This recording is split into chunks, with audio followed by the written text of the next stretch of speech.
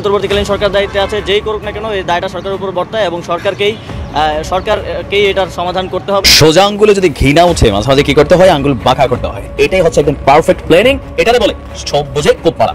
সময় মতো মাঝে মাঝে এক কদম পেছনে যেমন যাইতে হয়, সময় বুঝা সম্পূর্ণ শক্তি নিয়ে ছাপাইও করতে হয়। টেকনিক্যালি কোন কাজটা করছে কৌশলের খেলা আছে। আওয়ামী লীগের ভাতৃপ্রতিম সংগঠন জাতীয় পার্টি জাতিকে নিষিদ্ধ করেছে অন্তর্বর্তী সরকার। একই সাথে সংগঠনটিকে নিষিদ্ধ সত্তা হিসেবে তালিকাভুক্ত করা হয়েছে। জাতীয় পার্টির চেয়ারম্যান জিএম কাদের সে কিন্তু ভয়াবহ হামলার শিকার হয়েছে, তার উপরে কিন্তু ভয়াবহভাবে হামলা করা হয়েছে। জাতীয় পার্টির বিরুদ্ধে চূড়ান্ত ঘোষণা এসে গেছে, না সমাধান এসে গেছে। দর্শক, আমাদের আর ভাবনা চিন্তা তেমন কিছু নেই, গবেষণা কিছু নেই। জাতীয় পার্টির অফিস জনতার আগুনে দাদা করে জ্বলছে, আর এটাকে যারা মব বলবেন তারাই ভারতীয় দালাল। ভারতীয় দালাল চিনার জন্য আজকে জাতীয় পার্টির পক্ষে, জাতীয় পার্টির পাশে যারা দাঁড়িয়েছে এই সবগুলা ভারতীয় দালাল বলে আমি মনে করছি। আওয়ামী লীগ ফেরার একটাই পথ, সেটা হচ্ছে জাতীয় পার্টি। এবং এই জাতীয় পার্টিকে নিয়ে আওয়ামী লীগ ভারত যে ধরনের পরিকল্পনা বা প্রজেক্ট হাতে নিয়েছে, সেটা আনবিলিভেবল। শুনলে আপনি আটকে উঠবেন। তারা চান যে কোনোভাবেই হোক জাতীয় পার্টিকে বিরোধী দল বানাতে হবে সংসদে। দেশে কিন্তু সেনা শাসন আসতেছে এবং খুব শীঘ্রই দেশে জরুরি অবস্থা ঘোষণা করা হবে। আজকের মিটিংয়ে কি হয় না হয় এটা নিয়ে হয়তো সেনাবাহিনী আর ভাববে না, সেনাবাহিনী কঠোর অবস্থা নিচ্ছে।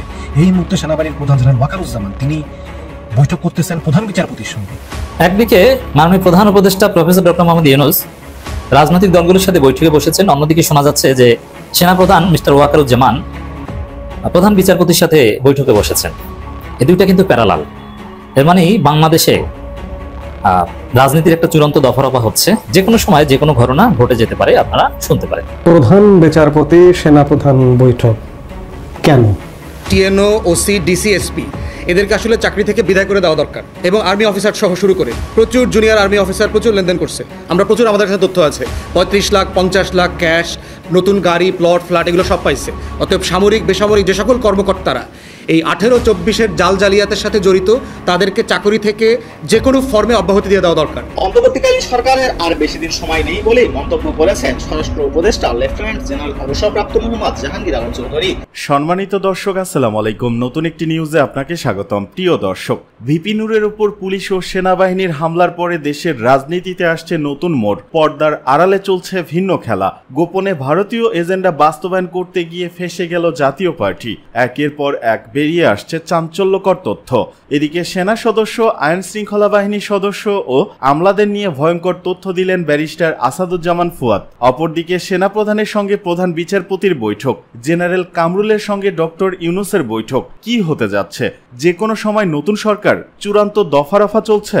সেনাপ্রধান, প্রধান বিচারপতি ডক্টর ইউনূস কি শুরু করলেন? দেশে কি সেনা শাসন জারি হচ্ছে? কোন দিকে যাচ্ছে দেশের রাজনীতি? প্রিয় দর্শক, আমাদের আজকের ভিডিওতে অত্যন্ত গুরুত্বপূর্ণ তথ্য শেয়ার করা হয়েছে। দয়া করে ভিডিওটি শুরু থেকে শেষ পর্যন্ত ধৈর্য সহকারে দেখে একটি লাইক দিয়ে সবাইকে বেশি বেশি করে শেয়ার করে দিবেন। সেই সাথে আমাদের ভিডিওটি আপনি বাংলাদেশের কোন জেলায় বসে দেখছেন বা শুনছেন সেটি অবশ্যই কমেন্ট বক্সে কমেন্ট করে জানিয়ে দিতে ভুলবেন না। যে এখন আমাদেরকে এক হতে হবে, এক হয়ে সেনাপ্রধানকে সরাইতে হবে, চুপ্পুকে সরাইতে হবে এবং যত দ্রুত সম্ভব জাতীয় পার্টিকে নিষিদ্ধ করতে হবে।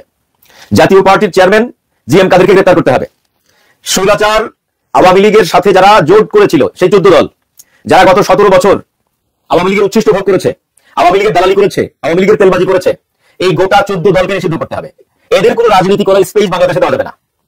আমরা যারা বাংলাদেশের জনগণের পক্ষে গত 17 বছর কথা বলার কারণে বিভিন্নভাবে নির্যাতন নিপীড়নের শিকার, আমরা রক্ত দিয়ে এই স্বৈরাচার এবং স্বৈরাচারের দোষরদেরকে পরাজিত করে আমরা এই দেশটাকে মুক্ত করেছি। অতএব এই দেশে আমরা যারা স্বৈরাচার বিরোধী স্টেক হোল্ডার, আমরাই এই দেশে রাজনীতি করব। স্বৈরাচারদের রাজনীতি করার কোনো স্পেস দেওয়া যাবে না। এই যে একটা শব্দ বারবার সামনে আনা হচ্ছে, ইনক্লুসিভ ইলেকশন, এই ইনক্লুসিভ শব্দটা ওদের জন্য প্রযোজ্য না। এই ইনক্লুসিভ শব্দটা ওদের জন্য প্রযোজ্য না। ইনক্লুসিভ মিনস বিএনপি, জামাত, এনসিপি, ইসলামী আন্দোলন বাংলাদেশ সহ গণ অধিকার পরিষদ, আরো অন্যান্য যে আমাদের স্টেক হোল্ডার আছে, আমরা সকলে মিলে এই নির্বাচনে অংশগ্রহণ করব। এই ইনক্লুসিভের সংজ্ঞা হচ্ছে এটা। কিন্তু কেউ যদি ইনক্লুসিভ মিনস আওয়ামী লীগকে নির্বাচনে আনার চেষ্টা করে, আওয়ামী লীগকে নির্বাচনে আনার বয়ান তৈরি করে, তাহলে সেখানে আমাদের কথা আছে, সেখানে আমাদের বক্তব্য আছে, সেখানে আমাদের না আছে। না, ইনক্লুসিভ মিনস ওইটা না। ইনক্লুসিভ মিনস আওয়ামী লীগ এবং আওয়ামী লীগের দোসররা নির্বাচনে আসতে পারবে না, সোজা হিসাব। অতএব জাতীয় পার্টিকে আওয়ামী লীগের মতো নিষিদ্ধ করতে হবে। অতএব আমি সরকারকে বলবো, সরকারকে অনুরোধ করবো যে অতি দ্রুত জাতীয় পার্টিকে নিষিদ্ধ করতে হবে, অতি দ্রুত জিএম কাদেরকে গ্রেফতার করতে হবে। আর এটা বিএনপিকে বুঝতে হবে যে জাতীয় পার্টিকে নিষিদ্ধ করলে আপনারাই তো লাভবান হবেন, আপনারাই তো বেশি ভোট পাবেন। তাহলে আপনারা কেন জাতীয় পার্টির পক্ষে আওয়ামী লীগের পক্ষে দালালি করতেছেন? কেন রে ভাই? আমি এই জিনিসটা বুঝি না। আপনারা জামাতকে বিরোধী দল হতে দেবেন না? হ্যাঁ, এ কোন রাজনীতি? জাতীয় পার্টি তো আমাদের স্বৈরাচার বিরোধী স্টেক হোল্ডার না, তারা স্বৈরাচারের দোষক। অতএব তাদেরকে রাজনীতি করে স্পেস দিতে হবে কেন? তাদের পক্ষে দালালি কেন করতে হবে? অন দ্য স্পট দেখা যাচ্ছে যে খুবই আক্রোশ নিয়ে সেনাবাহিনী এবং পুলিশ মিলে নুরু এবং নুরুর দলের অন্যান্য নেতাকর্মীদেরকে সাপের মতো পিটিয়েছে। তারপরে দুঃখজনক হলে সত্য যে বিএনপি এবং জামাত, আমি এই জায়গায় জামাতকেও দোষারোপ করবো, বিএনপি এবং জামাত প্রথমে তাদের বিবৃতিতে কোথাও সেনাবাহিনীর কথা, পুলিশের কথা উল্লেখ করে নাই। পরবর্তীতে যদিও জামাত কিছুটা এডিট করেছে, আইন শৃঙ্খলা রক্ষাকারী বাহিনীর শব্দটা উচ্চারণ করেছে, এটাও আমি মনে করবো যে এক ধরনের ছাড় দিয়ে এই শব্দগুলো প্রয়োগ করা হয়েছে। এই জায়গা থেকে আমাদেরকে বেরিয়ে আসতে হবে। আমাদের প্রশাসন, আমাদের সেনাবাহিনী ঢেলে সাজাইতে হবে। আওয়ামী লীগের দোষর যেগুলো আছে তাদেরকে ঝটিয়ে বিদায় করতে হবে। এসব ক্লিয়ার, এতদিন অনেক হয়েছে। আমার মনে হয় এখন একটু ডক্টর মোহাম্মদ ইউনূসের একটু হিসাব বিকাশ করা দরকার। আপনি সকল রাজনৈতিক দলকে নিয়ে বসেন, বিএনপিকে ডাকেন, জামাতকে ডাকেন, এনসিপিকে ডাকেন, গণ অধিকার পরিষদকে ডাকেন, ইসলামী আন্দোলন বাংলাদেশকে ডাকেন, আরো অন্যান্য দল যারা আমরা জুলাই অভ্যুত্থানের স্টেক হোল্ডার, আমাদের সকল দলের প্রতিনিধিকে ডাকেন। ডেকে রাষ্ট্রকে নতুন করে কিভাবে সাজানো যায়, কিভাবে সাজাইলে আমাদের দেশের এবং দেশের জনগণের জন্য উপকার হবে, সেটা তারা যাতে মাথা চারা দিয়ে না উঠতে পারে সে ব্যবস্থা করতে হবে। কোনো মায়াকান্না চলবে না, কোনো মায়াকান্না চলবে না। কোনো সন্ত্রাসের বাংলাদেশের স্থান নাই, কোনো সন্ত্রাসের সহযোগী বাংলাদেশের স্থান নাই। সোজা হিসাব। তারা মনে করেছিল যে নুরুকে আমরা পিটিয়েছি, বাংলাদেশের জনগণ খুশি হবে। আপনারা তাই মনে করেছেন? না, তার সাথে আমাদের রাজনৈতিক মতাদর্শ থাকতে পারে, তার আমরা সমালোচনা করতে পারি, কিন্তু সে তো আমাদের স্বৈরাচার বিরোধী স্টেক হোল্ডার, সে জুলুমের শিকার হবে আর আমরা খুশি হবো। আপনারা তাই মনে করেছেন? আপনার বোকার সর্বে আছেন। সুতরাং আমার মনে হয় এখন সিদ্ধান্ত নেওয়ার সময় এসছে। আর কত ষড়যন্ত্র ভাবে আমাদেরকে দেখতে হবে। এখনই চুপ্পুকে এবং সেনাপ্রধানকে বিদায় করতে হবে। এই দুইজনই হচ্ছে এই জাতীয় পার্টি এবং আওয়ামী লীগকে পুনর্বাসন করার চেষ্টা করতেছে। সুতরাং এই দুইজনকে সরাইতে হবে। জাতীয় পার্টিকে নিষিদ্ধ করতে হবে, জাতীয় পার্টির চেয়ারম্যানকে গ্রেফতার করতে হবে এবং আওয়ামী লীগের সাথে যে 14 দলীয় জোট ছিল 14 দলের সবাইকে নিষিদ্ধ করতে হবে। টিএনও, ওসি, ডিসি, এসপি এদেরকে আসলে চাকরি থেকে বিদায় করে দেওয়া দরকার। এবং আর্মি অফিসার সহ শুরু করে প্রচুর জুনিয়র আর্মি অফিসার প্রচুর লেনদেন করছে। আমরা প্রচুর, আমাদের কাছে তথ্য আছে, 35 লাখ 50 লাখ ক্যাশ, নতুন গাড়ি, প্লট, ফ্ল্যাট এগুলো সব পাইছে। অতএব সামরিক বেসামরিক যে সকল কর্মকর্তারা এই 18-24-এর জাল জালিয়াতের সাথে জড়িত তাদেরকে চাকরি থেকে যে কোনো ফর্মে অব্যাহতি দিয়ে দেওয়া দরকার। প্রমোশন অথবা নির্বাচনী দায়িত্ব তো দূরের কথা। এবং নির্বাচন কমিশনের গতকালকে রোডম্যাপেও আমরা দেখলাম না যে এই ব্যাপারে তারা আমলাতন্ত্রের ক্লিনিংয়ের ব্যাপারে তারা কোনো কথা বলেছে, এবং এই কনসার্নটা আমরা বারবার বলেছি, এখনও বলে যাব, এবং এই ব্যাপারে আমাদের একাত্মতা হওয়া ছাড়া কোনো দ্বিমত নাই আর কি। বিএনপির বিরুদ্ধে কি গণ অভ্যুত্থান হয়েছিল? বিএনপির নেতারা খালেদা জিয়া কি পালায়া ভারতে চলে গেছিল? প্রশ্ন হচ্ছে যে আওয়ামী লীগ গণ অভ্যুত্থানের একটা পরাজিত দল। এই পরাজিত দলকে রাজনীতি করতে দেবার আকাঙ্ক্ষা তৈরি হওয়ার আগে তো দেখতে হবে সে আসলে রাজনৈতিক দলের মতো আচরণ করতেছে কিনা। গত 15ই আগস্টে দেখবেন হাসিনা তারা এখনও প্রধানমন্ত্রী দাবি করছে, যেখানে নির্বাচন হয় নাই, নির্বাচন ছাড়া দিল্লির ম্যান্ডেট নিয়ে এসে বসছে, পালায়াও দিল্লিতে চলে গেছে। সে এখনও দিনে রাতে বাংলাদেশের বিরুদ্ধে ষড়যন্ত্র করছে। আপনারা দেখেছেন কত কদিন আগে কলকাতায় অফিস খুলছে, দিল্লিতে অফিস খুলছে, এস আলমের সাথে গোপন বৈঠক করেছে। হাসিনা 4000 কোটি টাকা চাইছে এস আলমের কাছে, 2500 কোটি টাকা অলরেডি দিয়ে দিছে। আজকে এই যে মঞ্চ 71 যে সকল উস্কানি উৎপাত তৈরি করতেছে, এই টাকাগুলো কোথার থেকে আসতেছে? গুলিস্তানে ঝটিকা মিছিল, এখানে সেখানে ঝটিকা মিছিল আওয়ামী লীগের, সেগুলো কোত্থেকে আসতেছে? আওয়ামী লীগ গণহত্যার জন্য ন্যূনতম আওয়ামী লীগের কোনো নেতা কর্মী একেবারে রাস্তার মানে টোকাই লীগ থেকে শুরু করে কেন্দ্র পর্যন্ত একটা লোক গত 1 বছরে এই দুঃশাসনের জন্য গণহত্যার জন্য ক্ষমা চাইছে কিনা, রিগ্রেট করেছে কিনা? তারা বাংলাদেশে গত 16 বছরে গণতন্ত্র হত্যার জন্য ক্ষমা চেয়েছে কিনা? $250 বিলিয়ন লুটপাটের জন্য ক্ষমা চেয়েছে কিনা? চাই নাই তো। রাজনৈতিক দল কোনটা? রাজনৈতিক দল হচ্ছে সে দেশের জন্য কাজ করে, ভুল করলে ক্ষমা চায়, রিগ্রেট করে, জনগণের কাছে ফিরে আসে, জনগণের ম্যান্ডেট নেয়। তো যেই মানে ক্রিমিনাল এন্টিটি, তাকে তো আপনার ড্রাগ কার্টেল বলতে হবে, একটা মাফিয়া অর্গানাইজেশন বলতে হবে, সিসিলিয়ান মাফিয়াদের মতো, যে নিজে নিজ দায়িত্বে রাষ্ট্রের ভিতর রাষ্ট্র বানিয়েছে। অতএব তাকে রাজনৈতিক দল আকারে বিবেচনা করাটা হচ্ছে রাষ্ট্রবিজ্ঞানের সকল সংজ্ঞাকে, ইতিহাসের সকল ধারাবাহিকতাকে অস্বীকার করার মতো করে আর কি। অতএব সেই ব্যাপারে আমরা বলেছি যে আওয়ামী লীগ প্রশ্ন ডিল করার কথা শুরু থেকে আমি বলেছি। তদন্ত কমিশন, গণতদন্ত কমিশনের কথা বলেছি। আওয়ামী লীগকে কী করা যেতে পারে? এখন এটা বিচারের অধীনে আছে, আন্তর্জাতিক অপরাধ ট্রাইব্যুনালে এটা দলের বিচার করা যাবে বলে ওখানে এখতিয়ার দেওয়া আছে।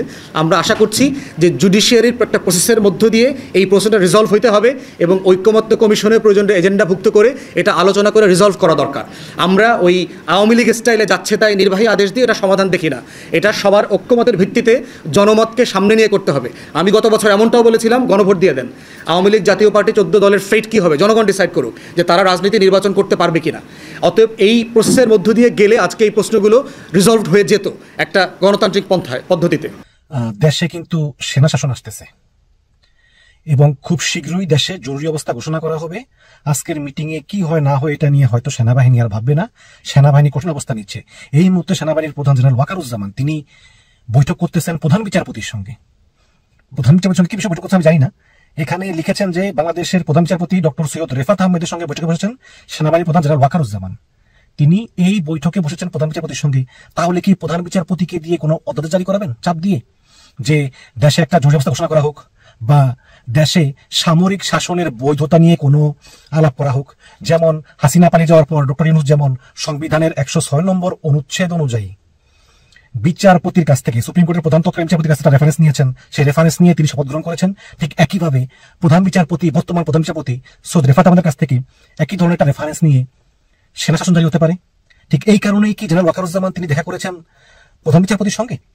শুধু কি তাই, আরেকটা তো এটা হচ্ছে আপনার বেলা 11:30 প্রধান বিচারপতির গুলশান বাসভবনে সাক্ষাৎ শুরু হয়। এখনো এটা চলছে।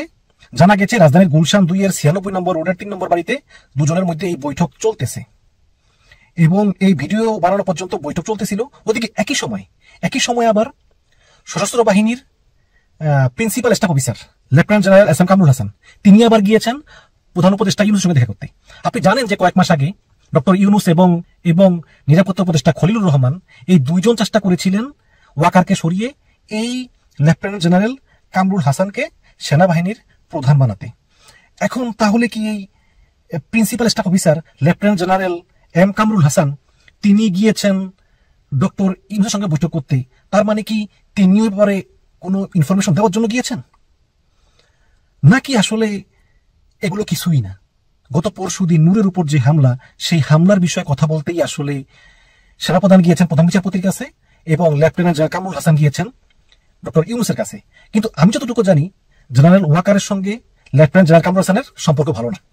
যেহেতু ডক্টর ইউনূস এবং খলিলুর রহমান ওয়াকারকে বাদ দিয়ে এই কামরুল হাসানকে সেনাবাহিনীর প্রধান বানাতে চেয়েছেন, সেহেতু অবশ্যই ওয়াকার এই কামরুল হাসানের উপর বিরক্ত। তাহলে সেনাবাহিনীর প্রধান জেনারেল ওয়াকার তিনি গিয়েছেন প্রধান বিচারপতির কাছে এবং লেফটেন্যান্ট জেনারেল কামরুল হাসান যিনি আবার সশস্ত্র বিভাগের প্রিন্সিপাল স্টাফ অফিসার, খুবই গুরুত্বপূর্ণ অফিসার, তিনি আবার গিয়েছেন ডক্টর ইউনূসের কাছে। বৈঠক চলতেছে, কিন্তু এই বৈঠকে কি সিদ্ধান্ত দর্শক আমরা জানি না। তবে আমার মনে হয় দেশে জরুরি অবস্থা অথবা সেনা শাসন আসতেছে এবং এই জন্য দায়ী কে বলে আপনি মনে করেন? এখন নূরের উপর যখন হামলা হলো তখন অনেকেই অবাক হয়ে গেছেন যে কেন সেনাবাহিনী এমন অ্যাগ্রেসিভ অবস্থা নিল। তাহলে এই যে প্রধান বিচারপতির সঙ্গে সাক্ষাৎ সেনাপ্রধানের, আবার প্রিন্সিপাল স্টাফ অফিসার গিয়েছেন ডক্টর ইউনূসের কাছে, কি বার্তা দিচ্ছে? আজকে সন্ধ্যা কি বৈঠক হবে নাকি তার আগে সেনাবাহিনী ক্ষমতা নিয়ে নিবে? আমি জানি না দর্শক। আলো স্বল্পতা, আপনাদের মতামতের অপেক্ষা রইলাম। একদিকে মাননীয় প্রধান উপদেষ্টা প্রফেসর ডক্টর মোহাম্মদ ইউনূস রাজনৈতিক দলগুলোর সাথে বৈঠকে বসেছেন, অন্যদিকে শোনা যাচ্ছে যে সেনাপ্রধান মিস্টার ওয়াকারুজ্জামান প্রধান বিচারপতির সাথে বৈঠকে বসেছেন। এই দুইটা কিন্তু প্যারালাল। এর মানে বাংলাদেশে রাজনীতির একটা চূড়ান্ত দফারফা হচ্ছে। যে কোনো সময় যে কোনো ঘটনা ঘটে যেতে পারে, আপনারা শুনতে পারেন কি ঘটতে পারে। দর্শক, আমি আগেই বলেছি যে ভিপিনুরের উপর হামলার বিষয়ে অন্তর্বর্তীকালীন সরকার যে বিবৃতি দিয়েছে, সে বিবৃতি কার্যত সেনাবাহিনীর বিরুদ্ধে। সেনাপ্রধান বা সেনাবাহিনী এবং আমাদের সিভিল গভর্নমেন্টের মধ্যে সুস্পষ্ট দ্বন্দ্বের প্রতিফলন সেই বিবৃতিতে ছিল। এটা আমি এক্সপ্লেইন করেছি। এটা আরো বেশি স্পষ্ট হলো সেনাপ্রধান এবং প্রধান বিচারপতির বৈঠকের এই খবরে। এটা মূলত পাল্টা শত্রুতা, একদিকে প্রধান বিচারপতির সাথে, আরেকদিকে রাজনৈতিক দলগুলোর সাথে প্রধান উপদেষ্টা। মানে কিছু একটা হবে। দর্শক, কি হতে পারে? 111 আসতে পারে। অনেকে বলছে হ্যাঁ এটি 111 এসে গেছে, আসতে পারে। আবার কেউ কেউ বলছেন মজা করে যে তাহলে সেনাবাহিনীর পক্ষ থেকে কাউকে কি স্বরাষ্ট্র উপদেষ্টা বানানো হচ্ছে, স্বরাষ্ট্র উপদেষ্টা চেঞ্জ করা হবে, এই বিষয়ে একটা জোরালো গুঞ্জন শোনা যাচ্ছে। নতুন কাউকে নেওয়া হতে পারে, এই সরকার ঢেলে সাজানোর একটা সিদ্ধান্ত হতে পারে। প্রধান উপদেষ্টার সাথে রাজনৈতিক দলগুলোর সাথে যে মিটিং, সেই মিটিং এর আউটকাম হিসেবে এটা দেখতে পারেন। অন দি আদার হ্যান্ড, সেনাবাহিনীর সাথে প্রধান বিচারপতির যে বৈঠক, এই বৈঠক নিয়ে হতাশার কিছু নেই। কারণ ওয়াকারের বাপেরও ক্ষমতা নাই বাংলাদেশে সেনা অভ্যুত্থান ঘটানো। আমি চ্যালেঞ্জ দিয়ে বলছি সেনা অভ্যুত্থান ঘটাক না। বাংলাদেশ এখন 5 আগস্টের পর যে বাস্তবতা বিরাজ করছে, আন্দোলনের যে ট্রেন্ড, সেনাবাহিনী যদি একবার মুখ থেকে উচ্চারণ করে যে আমরা ক্ষমতা নিব, ওদের ক্যান্টনমেন্টের ইট একটাও থাকবে না, কিচ্ছু, ওদের ট্যাঙ্ক ম্যাঙ্গুলো সব খেয়ে ফেলবে। এটা 90 দশক না যে সকাল সন্ধ্যা সেনা অভ্যুত্থান হবে। একটা সময় ছিল বাংলাদেশের মানুষ রাত 9টার পর ঘুমিয়ে যেত, স্যাটেলাইট টেলিভিশন ছিল না, ইন্টারনেট ছিল না, রেডিওই ছিল ভরসা আর একটা টেলিভিশন চ্যানেল। তখনকার সময় কি করতো, সেনাবাহিনী গভীর রাতে হেড অফ দি স্টেটকে গ্রেপ্তার করতো, তারপরে রেডিও স্টেশন দখল করতো, সেখান থেকে ঘোষণা দিত যে মার্শাল ল জারি করেছি, আমরা দায়িত্ব নিয়েছি, আমাদের সাথে থাকুন। এই কিন্তু এখন যে বাস্তবতা, সেই সরকার প্রধানকে যদি ধরতে যাবে বা রেডিও স্টেশন দখল করতে যাবে, যাওয়ার পথেই তো হাজার হাজার জনতা রাজপথে নেমে ওদের ট্যাঙ্ক খেয়ে ফেলবে, কিচ্ছু করতে পারবে না, জনতার উপর গুলি চালাবে, অসম্ভব। ভারতের দালাল মনে করে ওদেরকে পিটিয়ে একদম ভারত পাঠিয়ে দেবে, কোনো সেনাপ্রধান কারো অভ্যুত্থান করানোর সুযোগ নেই। অতএব দর্শক, এই বৈঠকের একটা দিক হচ্ছে অভ্যুত্থানের কোনো সম্ভাবনা নেই, এটা আপনি নিশ্চিত থাকেন। হ্যাঁ, 111 ঘটানোর চেষ্টা হতে পারে। 111 মিনস সেনাবাহিনী পর্দার অন্তরালে খেলবে, তাদের সমর্থিত কোনো সরকার থাকবে, মানে সেনাবাহিনী যেটা বলে দিবে ওইটাই কিন্তু দেশ চালাবে সিভিলিয়ানকেও, যেটা 2007 সাল থেকে 2008 সাল পর্যন্ত হয়েছিল। এটার একটা সম্ভাবনা বা চেষ্টা চলছে, এতে কোনো সন্দেহ নেই, এটা আমরা আগেও বলেছি। বিভিন্নের উপর হামলা মূলত 111 ঘটানোর চেষ্টা, এবং এটাও সেনাপ্রধান চাইলেই যে নিজের মেকানিজমে ঘটাতে পারবেন তা না, তবে হ্যাঁ প্রধান বিচারপতির মাধ্যমে ঘটাতে পারবেন। এখন জাতির দৃষ্টি প্রধান বিচারপতির দিকে। এখানে প্রধান বিচারপতি অবশ্যই তার হাতে এখানে পাওয়ার রয়েছে। তিনি যেহেতু এই সরকারের কোনো সাংবিধানিক বৈধতা নেই, ভিত্তি নেই, এই যে ইউনূস সরকার, বিএনপি অমুক তমুক যাই বলুক না কেন, এই সরকার সংবিধান অনুযায়ী অবৈধ। এখন তো দেশে কোনো সংবিধানই নেই, সংবিধান তো হাসিনা নিয়ে পালিয়েছে। সাংবিধানিক শূন্যতার ফলেই তো এই অন্তর্বর্তীকালীন সরকার। আর এই সংবিধানের 106 অনুচ্ছেদের বলে, রেফারেন্সের বলে যদি এই সরকারকে বৈধ ধরি, সেটা 90 দিন পর্যন্ত বৈধ। 90 দিন পর এই সরকার কিছুতেই বৈধ নেই, মানে এটা প্রচলিত সংবিধান অনুযায়ী একটা অবৈধ সরকার। সেক্ষেত্রে প্রধান বিচারপতি চাইলে কোনো অবজারভেশন দিতে পারেন, ফুল কোর্ট বসিয়ে কোনো সিদ্ধান্ত দিতে পারেন, এটা বাস্তবায়নে একটু এগিয়ে আসতে পারে। এই ক্যাওটিক সিচুয়েশনে প্রধান বিচারপতি যদি সেনাবাহিনীর পক্ষ নেন, সেনাপ্রধানের পক্ষ নেন, তিনি চাইলে এই সরকার ভেঙে দিতে পারেন এবং সেই রায় নিয়ে সেনাপ্রধান নতুন কাউকে বসাতে পারে, দ্যাট ইজ পসিবল। কিন্তু জনগণ এখানে কি করবে? এখন অনেকে বলছে সেনাপ্রধান যাই করুক আমরা তার বিরুদ্ধে না, সেনাপ্রধান ভালো কাজও করতে পারে, তবে আওয়ামী সেনাপ্রধান এবং তার যে পারসেপশন, বিভিন্ন উপর হামলার পর জনগণের কাছে ভিলেন হয়ে গেছেন, এজন্য জনগণ তাকে মানবে না। যেমন আপনি দেখেন, হাসিনার বিরুদ্ধে যখন আন্দোলন হয়েছিল তখন কিন্তু মানুষ স্লোগান দিয়েছিল এই মুহূর্তে দরকার সেনাবাহিনী সরকার, আর এখন এই মুহূর্তে দরকার সেনাবাহিনী সরকার স্লোগান দেয় জাতীয় পার্টি এবং আওয়ামী লীগ, এবং সেনাবাহিনীর পক্ষে আওয়ামী লীগ বিবৃতি দিয়েছে, আপনি দেখেছেন। তো এই পরিস্থিতিতে ওয়াকার যদি ভালো সিদ্ধান্ত নেয়, যেমন ওয়াকার যদি এরকম করে তার ইমেজ ফিরিয়ে আনার জন্য পজিটিভ, যেমন ডক্টর ইউনূস সরকার যে ভালোভাবে দেশ চালাতে পারছেন আমরা মনে করি না, ইউনূস সরকারের যে প্রয়োজনীয়তা আছে আমি সেটাও মনে করি না। ইউনূস সরকারকে ফার্নিশ করতে হবে। ইউনূস সরকার বিএনপির কোলে উঠেছেন, একটা পাতারও নির্বাচন করতে যাচ্ছেন, সংস্কার থেকে দূরে সরে গেছেন, কারো ফাঁদে পড়েছেন। অতএব ইউনূস সরকার এখন জনগণের সরকার নেই, আমরা যে ইউনূস সরকারের পক্ষে ঝাঁপিয়ে পড়বো এটা বলবো না। আবার সেনাপ্রধান যে আমাদের ভালো কিছু উপহার দিবেন সেটাও কঠিন। তবে প্রধান বিচারপতি অত্যন্ত ভালো মানুষ, প্রধান বিচারপতি বা অন্যান্য বিচারপতি বৃন্দ এদের উপর আস্থা রাখা যায়। সেনাপ্রধানের চাপ পেয়ে যে প্রধান বিচারপতি নথি স্বীকার করবেন তাও না, আর সেনাপ্রধানের এত বড় সাহস নাই যে প্রধান বিচারপতিকে চাপ দিয়ে কিছু একটা করে নেবেন তার মন মতো না, এত সাহস তার নাই। এক্ষেত্রে আমি যেটা মনে করি, প্রধান উপদেষ্টার সাথে রাজনৈতিক দলগুলো বৈঠক, অন দি আদার হ্যান্ড সেনাপ্রধানের সাথে প্রধান বিচারপতির যে বৈঠক, এগুলোর ফলে চূড়ান্তভাবে ভালো কিছু হবে। অথবা এই সরকার একটা নতুন ফরম্যাটে আসতে পারে, অথবা প্রধান বিচারপতি সর্বদলীয় একটা জাতীয় সরকার গঠনের কথাও বলতে পারে। কিছুদিন আগে কিন্তু প্রধান বিচারপতি একটা ইঙ্গিত দিয়েছিল যে আমরা যে এখন তত্ত্বাবধায়ক সরকার যদি ফিরিয়ে দেই এটা কখন থেকে কার্যকর হবে। তখন অ্যাটর্নি জেনারেল বলেছিলেন যে এই বিষয়ে আপনি অবজারভেশন দিতে পারেন, নির্দেশনা দিতে পারেন, আপনার নির্দেশনাই চূড়ান্ত হবে। এর মানে সরকারের ফরম্যাট অনেক কিছু হতে পারে। এখন এই বৈঠকের পরে দেশের যে পরিস্থিতি, তাতে একটা সর্বদলীয় সরকার করে বা নতুনভাবে সরকার ফার্নিশ করে স্বরাষ্ট্র উপদেষ্টাকে সরিয়ে নানানভাবে কয়েকটা সম্ভাবনা আছে। একটা হচ্ছে যে 3 মাসের জন্য একটা তত্ত্বাবধায়ক সরকার, খুব দ্রুত প্রধান বিচারপতি তত্ত্বাবধায়ক সরকার ফিরানোর রায় দিয়ে দেবেন এবং বলবেন যে না, দেশের যে অবস্থা তাই নির্বাচিত সরকার লাগবে, 3 মাসের জন্য তত্ত্বাবধায়ক সরকার। প্রধান বিচারপতি সেনাপ্রধান সম্ভবত এটাই চাচ্ছেন, 3 মাস মেয়াদী তত্ত্বাবধায়ক সরকার, সেখানে নতুন কেউ আসবে। প্রধান উপদেষ্টা হিসেবে ইউনূসকে রাখার প্রস্তাব দেওয়া হলে তিনি নাও থাকতে পারেন, তিনি চলে যেতে পারেন, অন্য কেউ আসতে পারে, তাদের কাজ নির্বাচন করা। অথবা সংস্কারের যে বিষয় ছিল এই জন্য তত্ত্বাবধায়ক সরকার মেয়াদ 6 মাস করে দিতে পারে প্রধান বিচারপতি রায়ের মাধ্যমে, যে ঠিক আছে 3 মাস সংস্কার 3 মাস নির্বাচন একদম ফিক্সড করে দিলাম, এরপর একদিন থাকতে পারবে না। তো এইভাবে কিন্তু একটা সুন্দর সমাধান আসতে পারে যদি রাজনৈতিক দল, প্রধান বিচারপতি, সেনাপ্রধান সবার মধ্যে একটা আলোচনা ভিত্তিতে হয়। অতএব ভালো কিছু হতে পারে, আমি এটাই মনে করি। খারাপ কিছু করার সক্ষমতা সেনাপ্রধানের নাই, সেনাবাহিনীর বাপেরও নাই, কেউ পারবে না। বাংলাদেশ ওই সেনাবাহিনী চাইলে এটা করবে এটা করবে, রাজনৈতিক দলগুলো অসহায়ের মতো আঙ্গুল চুষবে, না ভাই এই হতাশার কিছু নেই, কিচ্ছু না। তা আমি মনে করি ওভারঅল একটা ভালো কনক্লুশন হবে। একদিকে এই ডক্টর ইউনূস সরকার তারা সংস্কার বাদ দিয়ে একটা কারচুপি নির্বাচন করতে যাচ্ছে, এটাও আমরা মানি না। যে রোডম্যাপ ঘোষণা করেছে ওটা ভুয়া। আমাদের আদার হ্যান্ড দেশে অস্থিতিশীলতা, বিভিন্ন জায়গায় মারামারি, কাটাকাটি, বিশৃঙ্খলা, এই জায়গায় নতুন কিছু আমাদের প্রত্যাশিত। তবে ভালো কিছু হবে এবং নতুন কিছু হবে বলে আমি আশা করছি। তার ধারণা একটু দিলাম, 6 মাস মেয়াদী বা এরকম তত্ত্বাবধায়ক সরকার সংস্কারের জন্য, নির্বাচন করার জন্য ফিক্সড করে দেওয়া হতে পারে। B positive. এদিকে জাতীয় পার্টির ভেতর দিয়ে আওয়ামী লীগকে ফেরানোর চেষ্টা চলছে, মন্তব্য উপদেষ্টা আসিফের। জাতীয় পার্টির ভেতর দিয়ে আওয়ামী লীগকে ফেরানোর চেষ্টা চলছে বলে মন্তব্য করেছেন যুব ও ক্রীড়া উপদেষ্টা আসিফ মাহমুদ সজীব ভুইয়া। এ সময় গণ অধিকার পরিষদের সভাপতি নুরুল হক নূরের ওপর হামলার দায় দায়িত্ব অন্তর্বর্তী সরকারকে নিতে হবে বলেও জানিয়েছেন তিনি। রোববার দুপুরে ঢাকা মেডিকেল কলেজ হাসপাতালে চিকিৎসাধীন নূরকে দেখতে গিয়ে তিনি এসব কথা বলেন। উপদেষ্টা আসিফ বলেন, ফ্যাসিবাদী শক্তি এখন নানা ফরম্যাটে শক্তি প্রদর্শন করছে এবং জুলাই গণ অভ্যুত্থানে যারা সম্মুখ সারির নেতৃত্বে ছিলেন তাদের উপর পরাজিত হওয়ার যে আক্রোশ, সেটা মেটানোর চেষ্টা করছে। জড়িতদের শাস্তির আওতায় আনতে শক্তিশালী তদন্ত কমিটি করা হয়েছে জানিয়ে তিনি বলেন, আমরা জানতে পেরেছি এই কর্মসূচি করার আগেও গণ অধিকার পরিষদ ও নুরুল হক নূরকে হুমকি দেওয়া হয়েছে। সরকার এসব বিষয় খতিয়ে দেখবে উল্লেখ করেন এই উপদেষ্টা। সাংবাদিকদের এক প্রশ্নের জবাবে উপদেষ্টা আসিফ বলেন, কোনটা মব আর কোনটা রাজনৈতিক কর্মসূচি সেই পার্থক্যটা বুঝতে হবে। রাজনৈতিক দল কিভাবে মব করে, একটি নিবন্ধিত দলের কর্মসূচিকে কিভাবে মব বললেন? তিনি বলেন, প্রথমে হামলা হয়েছে জাতীয় পার্টির দিক থেকে। আমরা এর আগেও দেখেছি রাজনৈতিক দলগুলোর মধ্যে এরকম উত্তপ্ত পরিস্থিতি হতেই পারে, কিন্তু এটাকে মব বলে একটা পক্ষকে নিউট্রালাইজ করা এবং আরেকটা পক্ষকে ফ্যাসিলিটি দেওয়া ঠিক হবে না।